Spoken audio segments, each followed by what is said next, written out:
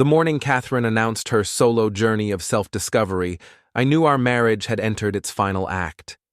She stood in our kitchen, coffee mug positioned like a prop, delivering lines she'd clearly rehearsed. "William, I need space to reconnect with myself," she said, her voice carrying that practiced vulnerability she'd perfected during her influencer coaching sessions. 2 weeks in Italy, completely alone, no distractions, no obligations, just me finding my authentic self. I looked up from my laptop, where I'd been reviewing code for my latest consulting project. Catherine had always possessed a talent for theatrical timing, but this performance felt different, more desperate, more calculated. "The Amalfi Coast," she continued, watching my reaction. "I've already booked everything. The hotel, the flights, the whole itinerary. Solo traveler rates, of course."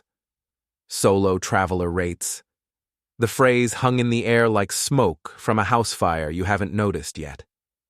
"That sounds perfect," I said, offering the supportive smile she expected.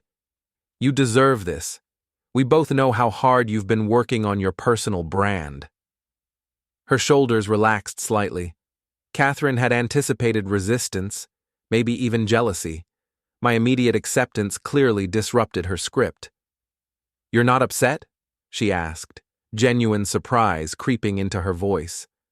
"Why would I be upset? You've been talking about needing space for months. This trip sounds like exactly what you need."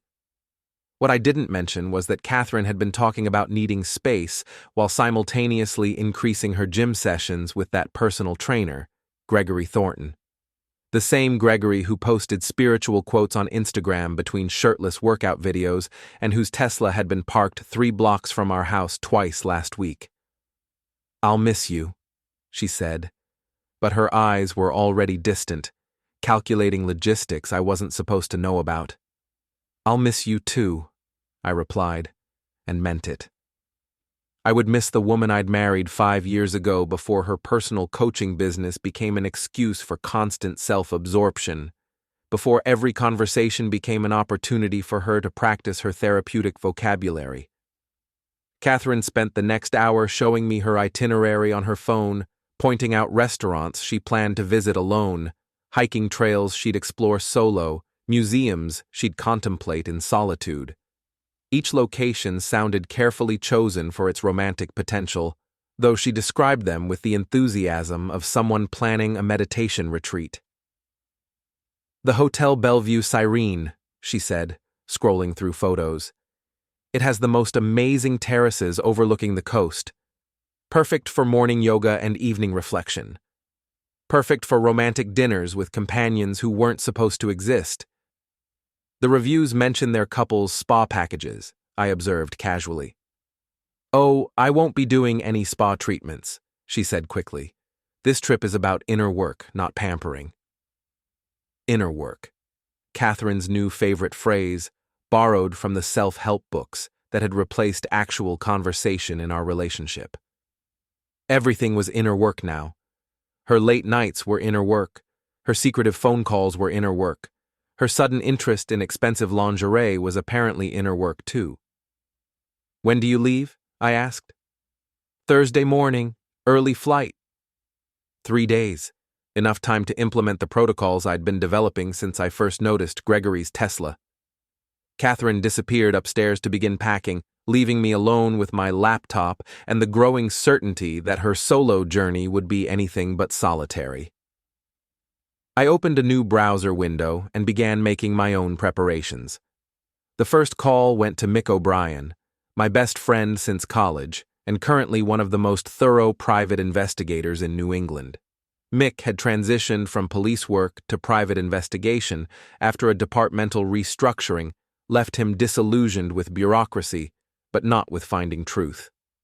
"Will," Mick answered on the second ring. "Please tell me you're calling about a cheating spouse case. I need something interesting." "How did you know?" "Lucky guess. Plus, you haven't called in 2 months, and when married guys suddenly reach out to their PI friends, it's usually because their world is about to explode. Catherine's taking a solo trip to Italy, 2 weeks. "Solo," Mick repeated. his tone suggesting he understood the quotation marks around the word. I need documentation, complete reconstruction, everything. You want the full package? Financial tracking, location monitoring, social media analysis? Everything, I confirmed. And Mick, I need it bulletproof, legal proceedings level of documentation. Already talking to lawyers? Not yet, but I will be. Mick's voice shifted to business mode. I'll need access to shared accounts, her social media profiles, and any devices you can clone. Her laptop is downstairs, she's upstairs packing. I'll be there in 20 minutes. And Will? I'm sorry, man. I know you were hoping I'd talk you out of this. Actually, I was hoping you'd help me finish it. After hanging up, I sat in our kitchen, listening to Catherine moving around upstairs, drawers opening and closing, her voice occasionally drifting down as she talked to someone on the phone. Probably coordinating details she believed would remain private. The house felt different already, like a stage set waiting for the next scene. Catherine and I had bought this place 3 years ago, a renovated colonial in one of the city's transitional neighborhoods, old money architecture with new money problems, which seemed appropriate for a marriage that looked solid from the outside but had been quietly deteriorating for months. I walked through the rooms, noting details I'd stopped seeing during the routine of daily life. Catherine's yoga mat permanently positioned in the living room corner, her collection of self-help books arranged like trophies on the mantelpiece, her vision board on the refrigerator, covered with images of exotic locations and inspirational quotes about authentic living. Authentic living. Another phrase from Catherine's expanding vocabulary of therapeutic concepts she'd learned to weaponize. According to Catherine, authentic living required constant self-examination, boundary setting, and personal growth that apparently couldn't coexist with marital obligations. My phone buzzed with a text from Mick. Pulling into your driveway. Back door? I met him at the kitchen entrance. Mick looked like Central Casting's idea of an ex-cop turned private investigator. Gray hair, weathered face, and eyes that noticed everything without seeming to try. He carried a small black bag that contained enough surveillance technology to reconstruct anyone's private life. Where's the laptop? He asked, without preamble. I led him to Catherine's home office, a converted bedroom where she managed her personal coaching business and maintained her social media presence. Her MacBook sat open on the desk, screensaver displaying rotating photos from her recent professional development trips. Password?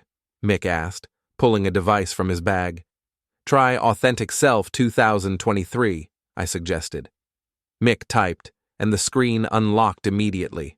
Jesus, Will. She's not even trying to hide anything. She thinks I'm too trusting to look. Are you too trusting?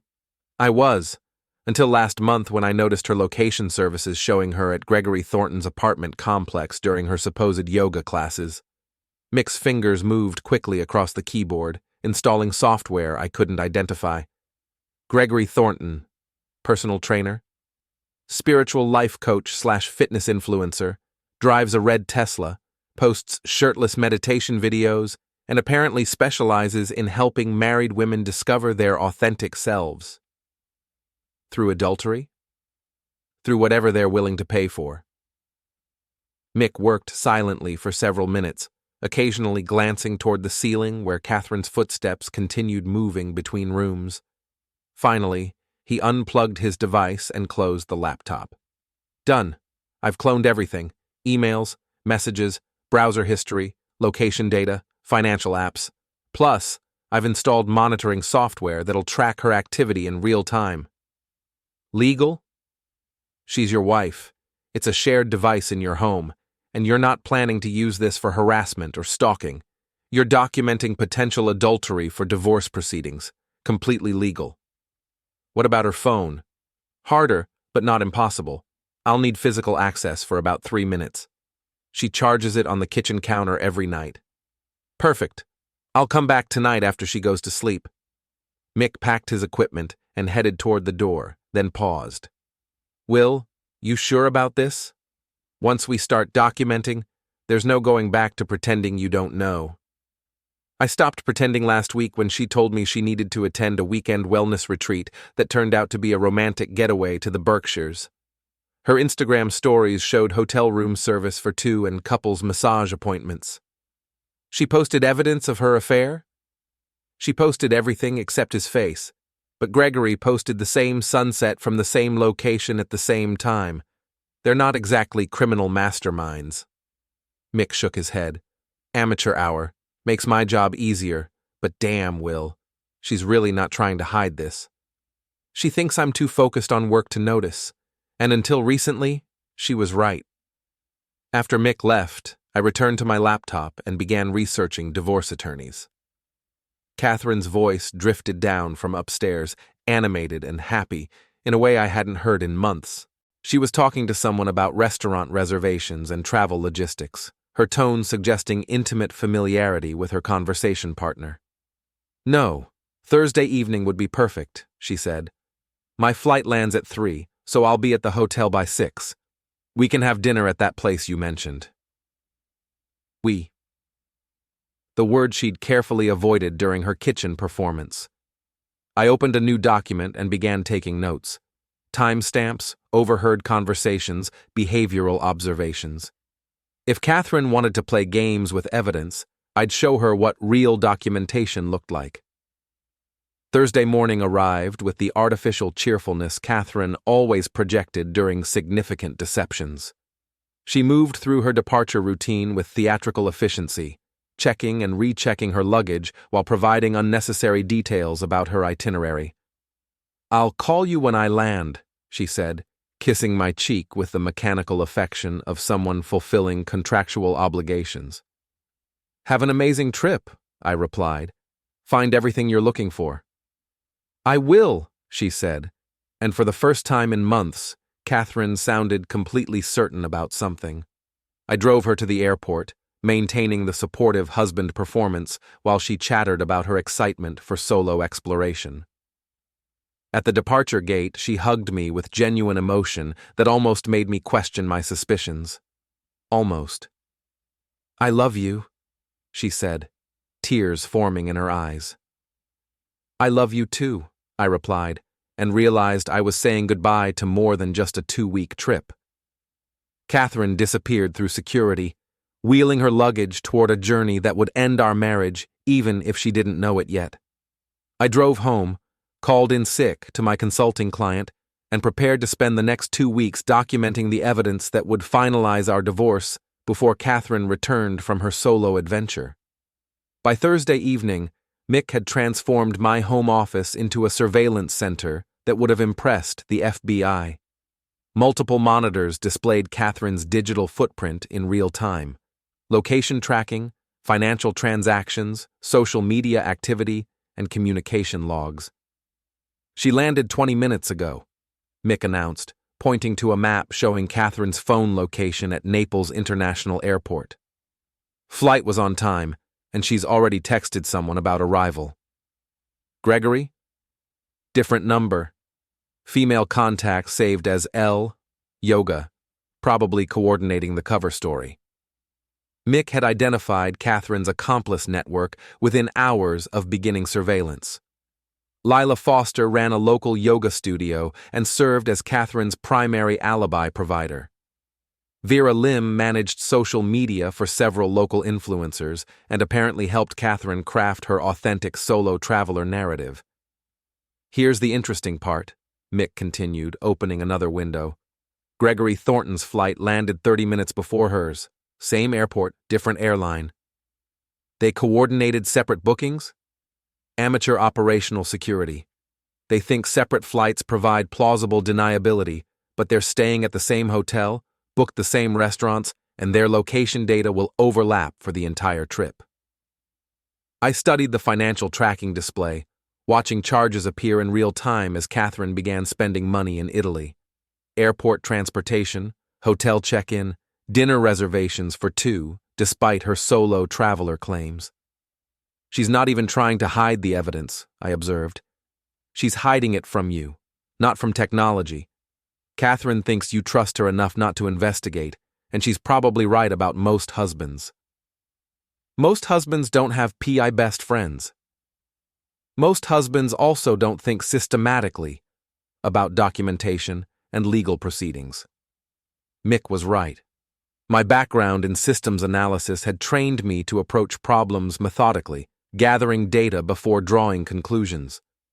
Catherine's deception had triggered those same analytical instincts, turning her betrayal into a puzzle I could solve with sufficient evidence. What's the legal standard for proving adultery in divorce proceedings? I asked. Opportunity and inclination. We're documenting both. Shared hotel room, romantic dinners, couples activities she described as solo exploration. Plus, we've got months of preliminary evidence from their local relationship. How much preliminary evidence? Mick opened Catherine's email archive, scrolling through months of correspondence with Gregory. Fitness consultations that evolved into life coaching sessions that became intimate personal discussions that eventually turned into romantic planning. She's been documenting the affair herself, Mick said. Every email, every text, every social media interaction, she's created a complete record of emotional and physical infidelity. Why would she keep evidence? Because she's planning to leave you anyway. This trip isn't about testing the waters, Will. It's about finalizing her exit strategy. Mick showed me Catherine's browser history from the past month. Divorce attorney websites, articles about asset division, searches for apartment rentals in Gregory's neighborhood. She'd been researching her departure while pretending to work on our marriage. She's been planning this for months, I said. At least. And she's been documenting everything because she expects to control the narrative. Catherine thinks she'll be the one initiating divorce proceedings, probably with some story about growing apart or discovering incompatibility. Instead of admitting adultery, instead of admitting she's been cheating for months while pretending to attend yoga classes and wellness seminars.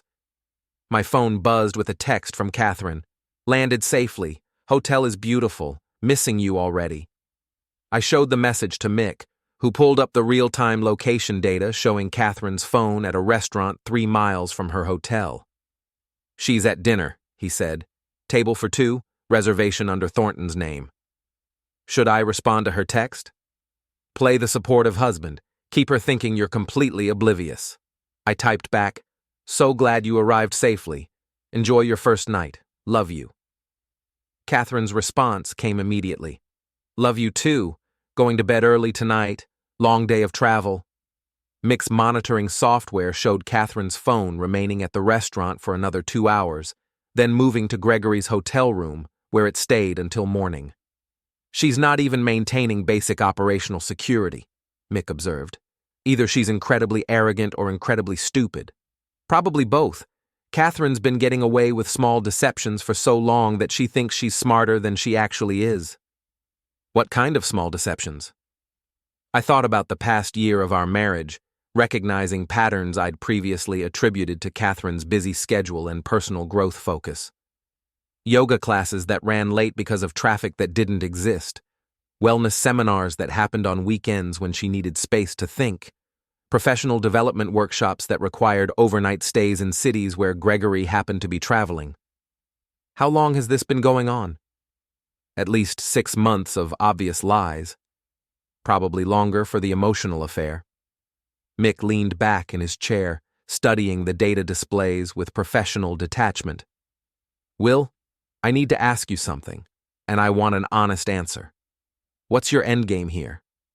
Divorce. Complete asset protection. And I want Catherine to understand that her deception wasn't as clever as she thought. You want revenge. I want consequences. Catherine's been treating our marriage like a safety net while she explored other options. She needs to learn that actions have results she can't control or manipulate. Legal revenge or personal revenge? Both. I want her to face the social and financial consequences of adultery, and I want her to realize that I've known everything the entire time. Mick nodded slowly. Then we need to expand our documentation. Financial evidence, social evidence, and personal evidence that will hold up in court and in public. What do you mean by public? Catherine's built her personal brand around authenticity and relationship coaching. If her own marriage failed because of her adultery, that becomes relevant to her professional credibility. You're talking about destroying her business. I'm talking about documenting the truth. What people do with that truth is their decision. Over the next 3 days, Catherine's Italian adventure unfolded exactly as Mick had predicted. Romantic dinners, couples activities, shared hotel accommodations, all while she maintained her solo traveler narrative through carefully cropped social media posts and loving text messages to her unsuspecting husband. "She's actually posting evidence," Mick said Friday morning, showing me Catherine's Instagram story. "Look at this sunset photo. You can see Gregory's reflection in her sunglasses." She's not trying to hide him. She's trying to hide him from you, but she wants to document the romance for her own memories. Classic cheater mistake. Mick had compiled a comprehensive dossier of Catherine's affair, including financial records, communication logs, photographic evidence, and location data that proved beyond doubt that her solo journey was actually a romantic vacation with Gregory Thornton. "Time to call the lawyer?" I asked. "Time to call the lawyer." Douglas Whitmore had handled real estate transactions for Catherine and me in the past, but his primary expertise involved family law and divorce proceedings. His office occupied the top floor of a renovated bank building downtown, with windows overlooking the courthouse where our marriage would officially end. "William," Douglas said, gesturing toward a chair across from his mahogany desk. "Mick explained the general situation, but I need to hear the details from you." I spent an hour walking Douglas through Catherine's deception, from the suspicious behavior that triggered my investigation to the real-time documentation of her Italian affair. Douglas took notes on a legal pad, occasionally asking clarifying questions about timeline and evidence. "This is unusually comprehensive documentation," he said finally. "Most adultery cases rely on circumstantial evidence and witness testimony. You've got direct proof of deception, financial fraud, and ongoing infidelity." "Financial fraud?" "She's using marital assets to fund an affair while lying about the nature of her expenses. That's financial fraud in the context of divorce proceedings." "What are my options?" "Complete dissolution with fault-based grounds, asset protection based on her fraudulent spending, and depending on how public you want this to become, we can document her deception for social and professional consequences. I want her to face every possible consequence. Then we'll prepare comprehensive divorce papers citing adultery, financial fraud, and abandonment. We'll also document her professional misrepresentation, since she's been marketing relationship coaching services while destroying her own marriage through deception." "How long will this take?" "The papers can be ready by Monday. We'll serve them the day she returns from Italy. She'll be expecting a reconciliation conversation. Instead, she'll get divorce papers and evidence that her deception was completely transparent from the beginning." I left Douglas's office feeling lighter than I had in months. Catherine's elaborate deception was about to collapse under the weight of her own arrogance and poor operational security. Saturday morning brought a text from Catherine. "Having the most amazing time. This solo travel experience is exactly what I needed. Feeling so grateful for your support."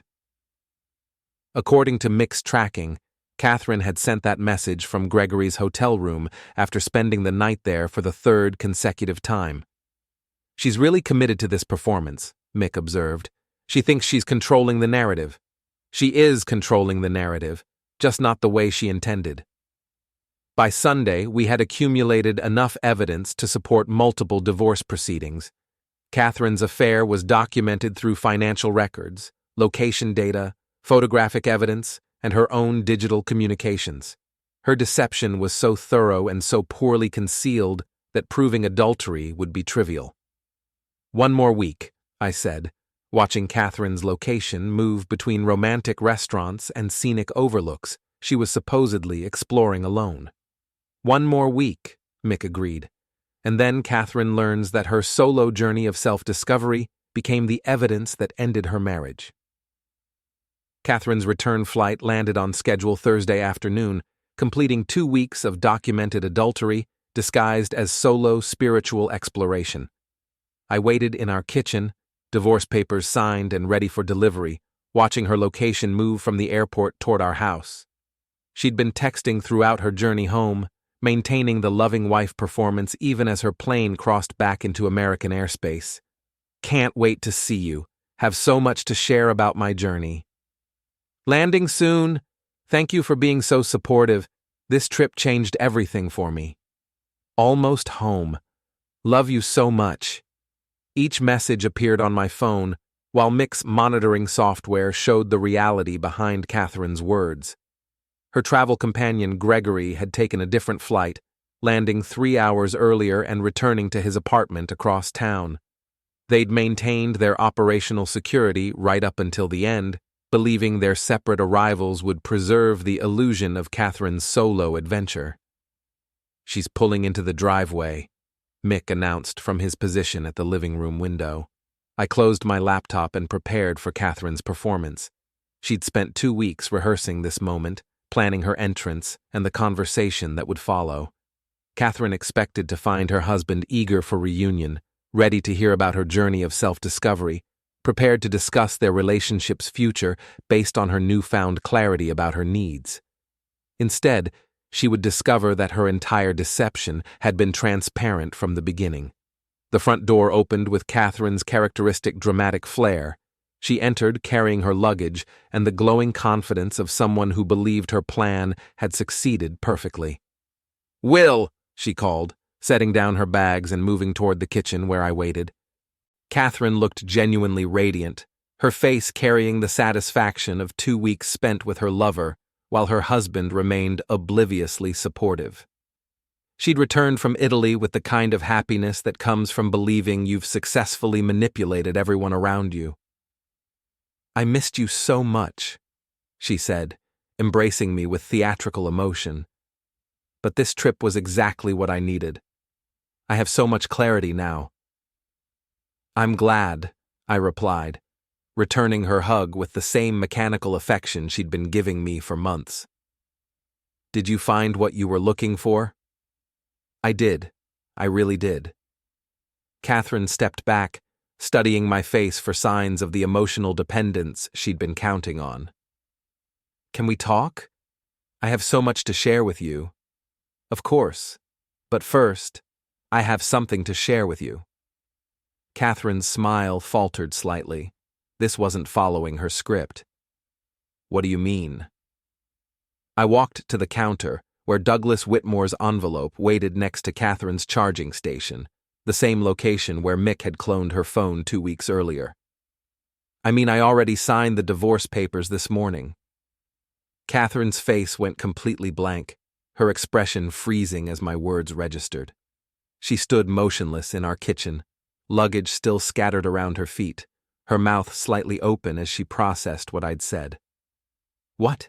she whispered. "Divorce papers, citing adultery, financial fraud, and abandonment. They're being served officially tomorrow, but I thought you should see them first." I handed Catherine the envelope. She took it with trembling hands, her confident glow evaporating as reality replaced her carefully planned narrative. "I don't understand," she said. "You don't understand what? The legal terminology? The evidence documentation?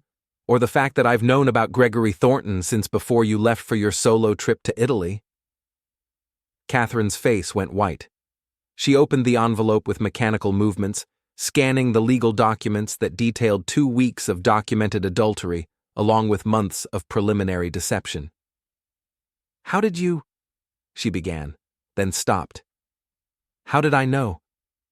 "Catherine, you've been documenting your own affair for months. Every email, every text message, every social media post, every credit card charge. You created a complete record of your relationship with Gregory while pretending to work on our marriage." Catherine sank into a kitchen chair, still holding the divorce papers. "You've been spying on me. I've been documenting your lies. There's a difference." "For how long?"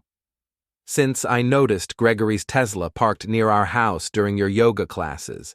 Since your wellness seminars started happening in cities where Gregory was traveling. Since you began using therapeutic vocabulary to justify behavior you knew was wrong.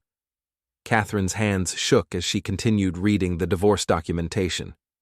Douglas had been thorough, citing specific dates, locations, and financial transactions that proved her deception. The hotel reservations for two, she read aloud. The restaurant charges, the couple's spa treatments. All documented, along with your location data, your communication records, and photographic evidence from your social media posts. You can't use this in court? Actually, I can. You used marital assets to fund an affair while lying about your activities. That's financial fraud. You abandoned our marriage emotionally and physically while maintaining the pretense of working on our relationship. That's abandonment. And you committed adultery, which is still grounds for fault-based divorce in this state. Catherine set the papers on the table, her hands still trembling. I was going to talk to you about our relationship. When? After you finished your affair? After you'd lined up your exit strategy? After you'd spent more of our money on romantic vacations with Gregory? It wasn't supposed to happen like this. How was it supposed to happen, Catherine? You were going to come home from your solo journey with newfound clarity about needing space? You were going to suggest a trial separation while you figured things out? You were going to gradually transition from our marriage to your relationship with Gregory while maintaining plausible deniability about the timeline? Catherine's silence confirmed everything. That was exactly your plan, I continued. Except you made one critical mistake. What mistake? You assumed I was too trusting to investigate. You assumed I was too focused on work to notice your behavior. You assumed I was too emotionally dependent to function without your manipulation. I never tried to manipulate you. Catherine, manipulation has been your primary communication strategy for months. Therapeutic vocabulary to justify selfish behavior. Emotional appeals to distract from logical questions. Gaslighting to make me doubt observations that contradicted your narrative. That's not true. You told me you needed space to work on yourself while secretly planning a romantic vacation with another man. You told me our marriage needed healing while you were already in a relationship with someone else.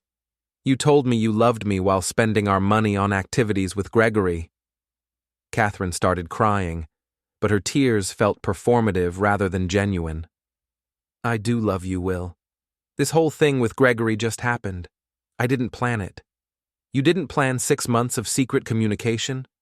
You didn't plan coordinated travel schedules. You didn't plan shared hotel accommodations in Italy. Catherine, I've read your emails. You've been planning this affair more carefully than most people plan their careers. I was confused about what I wanted. No, you were greedy.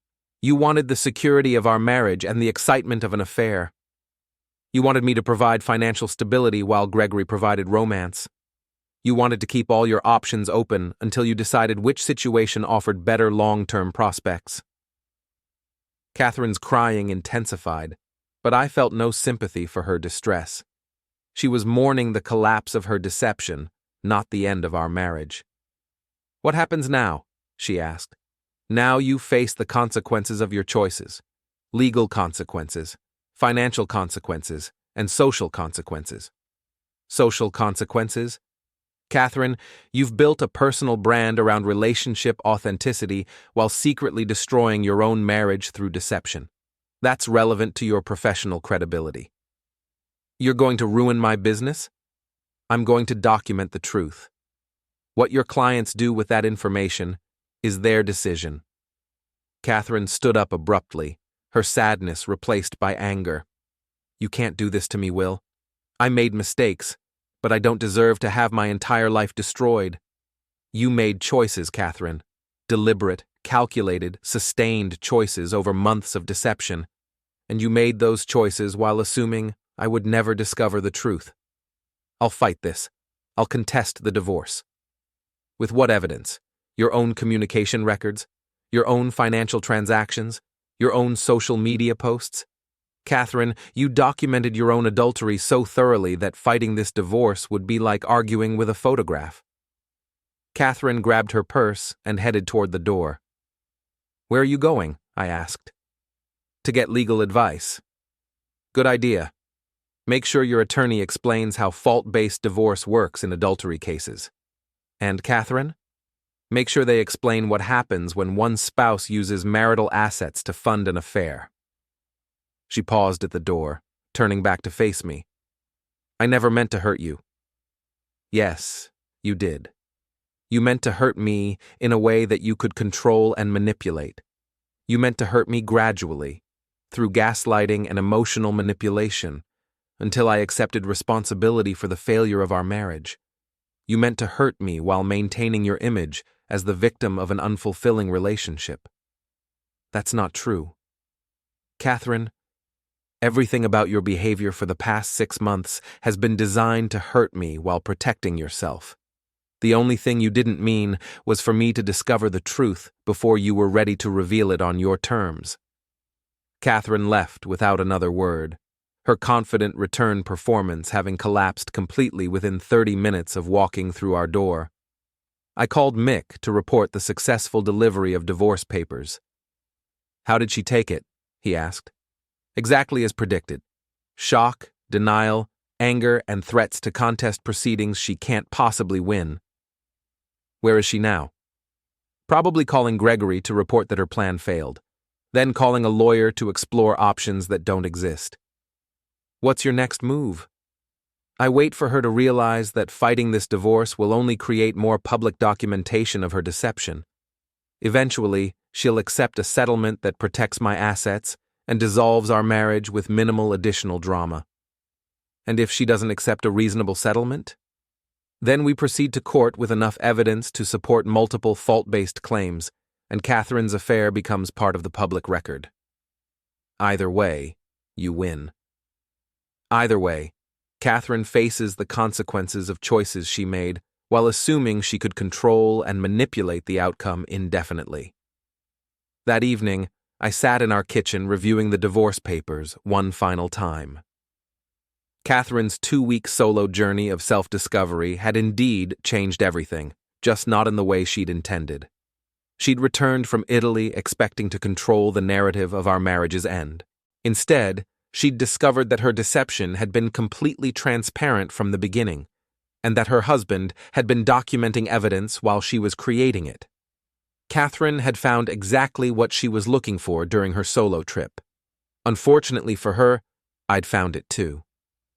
The next morning brought a series of frantic phone calls from Catherine, each one revealing her growing desperation as she consulted attorneys who confirmed what I'd already told her. Fighting a fault-based divorce supported by comprehensive evidence would be legal and financial suicide. "Will, we need to talk," Catherine said during her third call before noon. "My lawyer says we should try mediation."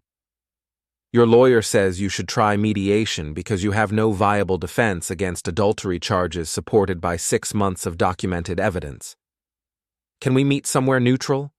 A coffee shop or something?" "Catherine, we're not negotiating the terms of our divorce over lattes. Your attorney can contact Douglas Whitmore to discuss settlement options. I can't afford a prolonged legal battle. You should have considered that before spending our money on romantic vacations with Gregory. That's not fair. What's not fair is using marital assets to fund an affair while lying to your husband about your activities."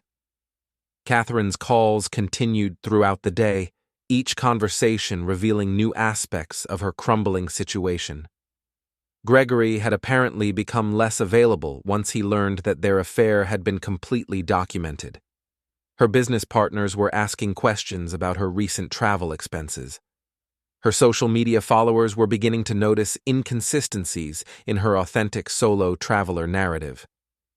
"People are asking why there are 2 wine glasses in my sunset photos," she said during her evening call.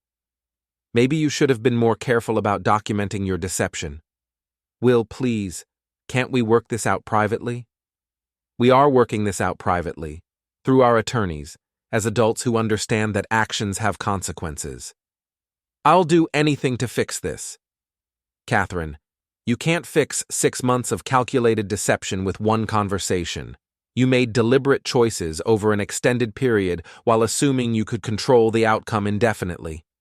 Now, you're facing consequences you didn't anticipate because you underestimated my intelligence and overestimated your own cleverness. I made mistakes. You made choices, and those choices documented themselves through technology you trusted to keep your secrets. By the end of the week, Catherine's situation had deteriorated further. Her business clients were canceling contracts as word spread about her marital problems. Her social media engagement was dropping as followers questioned her authenticity. Her financial situation was becoming precarious as legal fees accumulated. Douglas called Friday afternoon with an update on settlement negotiations. Catherine's attorney wants to discuss terms, he said. She's ready to accept a no-contest divorce with asset division that protects your interests. What changed her mind? Reality. Fighting this case would require her to defend 6 months of documented deception in court proceedings that would become part of the public record. Her attorney explained that contesting fault-based divorce with this much evidence would be professionally and financially destructive. What are her terms? She keeps her business assets and personal property. You keep the house, retirement accounts, and shared investments. She accepts responsibility for her own legal fees and any debts incurred during the affair. What about alimony? She's waiving alimony claims in exchange for avoiding court proceedings that would detail her adultery. And the timeline?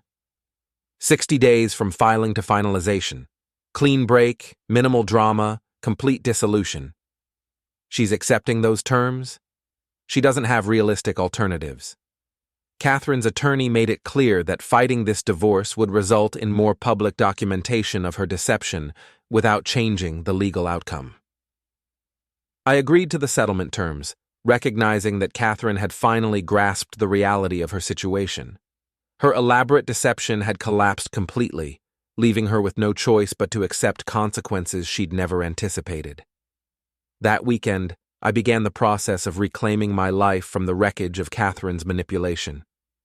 I changed locks, updated financial accounts, and started planning for a future that no longer included managing someone else's deception. Mick stopped by Saturday morning to help me box up Catherine's remaining possessions. "How are you feeling about all this?" he asked, packing Catherine's collection of self-help books. "Relieved," I said honestly. I feel like I've been holding my breath for months, waiting for Catherine to reveal what she was really planning. Now I know, and I can move forward. Any regrets about how you handled it? None. Catherine made calculated choices based on assumptions about my intelligence and character. She was wrong about both, and she's facing appropriate consequences. What about the relationship itself? Any regrets about the marriage? I regret not recognizing her manipulative patterns earlier. I regret trusting someone who was actively deceiving me. But I don't regret discovering the truth or documenting evidence that protected my interests. Catherine's probably telling people you're vindictive. Catherine's probably telling people whatever narrative makes her feel better about her choices, but the evidence speaks for itself, regardless of how she tries to spin it.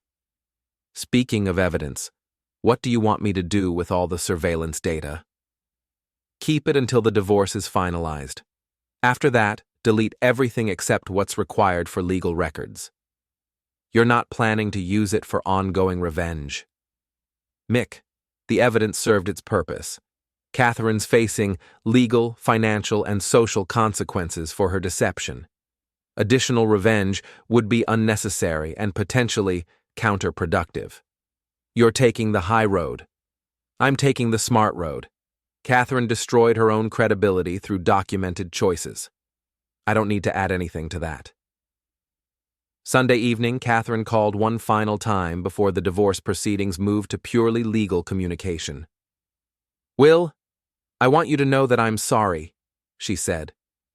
"Not just about getting caught, but about the whole thing. You didn't deserve what I did to you." "No, I didn't. Is there any chance we could try counseling, maybe work through this?" "Catherine, you spent 6 months in a relationship with another man while lying to me about your activities. You used our money to fund romantic vacations while pretending to attend wellness seminars. You documented your own deception so thoroughly that proving adultery required minimal investigation. What exactly would we work through in counseling? Maybe we could rebuild trust. Trust isn't rebuilt, Catherine. Trust is earned through consistent behavior over time. You spent months demonstrating that your word is worthless and your commitment is conditional. Those aren't relationship problems that counseling can fix. So this is really over. This has been over since you decided to pursue Gregory while maintaining our marriage as a safety net. I just documented the timeline and protected my interests. I hope you can forgive me someday. Catherine, forgiveness isn't relevant here. You made choices that ended our marriage and damaged your own credibility. Whether I forgive you or not doesn't change the consequences of those choices. I hope you find happiness. I already have. It turns out happiness is much easier to find when you're not constantly managing someone else's deception. Catherine hung up without saying goodbye, ending our final conversation as abruptly as she'd ended our marriage. 60 days later, Douglas called to confirm that our divorce had been finalized according to the negotiated settlement terms. Catherine had signed all required documents without further protest, accepting the dissolution of our marriage and the consequences of her documented deception. She's moved to Gregory's apartment, Douglas mentioned during our final conversation. How do you know? Her attorney mentioned it during the final paperwork review. Apparently, they're planning to make their relationship official now that her divorce is complete. Good for them. They deserve each other. Any final thoughts about the whole situation? Just gratitude that Catherine's deception was so poorly concealed.